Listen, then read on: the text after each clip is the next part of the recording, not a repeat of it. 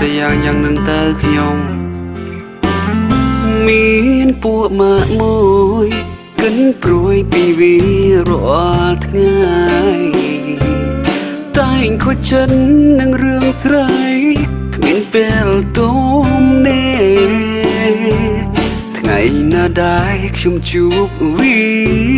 ថ្ងៃនោះគឺទឹកភ្នែកអិនហើយ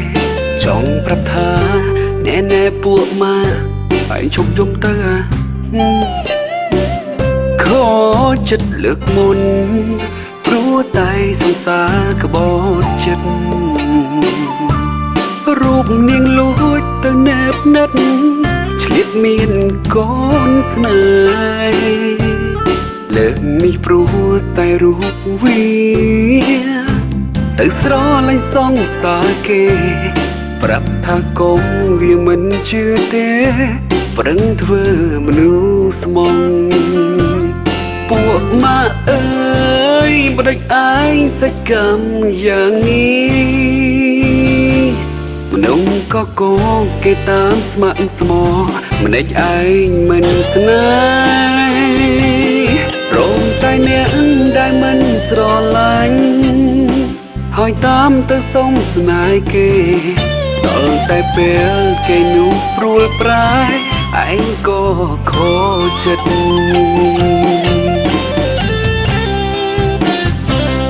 ខូចចិត្តផឹកស្រា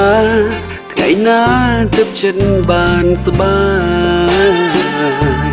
ឈប់ប៉ុណ្ណឹងទៅបានហើយគ្នាសំវល់បើឯងនៅបន្តផឹង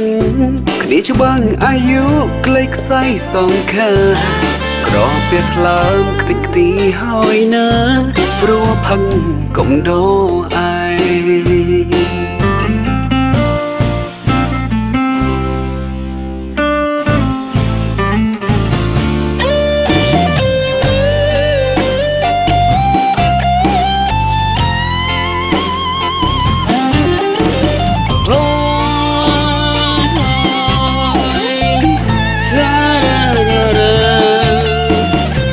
យំទៅមកវាគិតតែពីយំឯងវិញគិតតែពីខើកុំដល់វាខូចចិត្តលើកមុន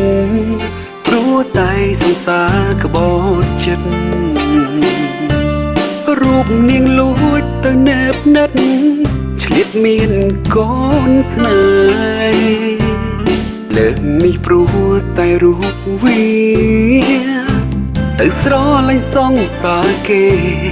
ប្រាប់ថាកុំវាមិនជឿទេ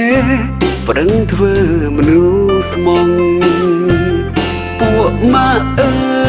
យបដិចឯងសេចកម្មយ៉ាងនេះ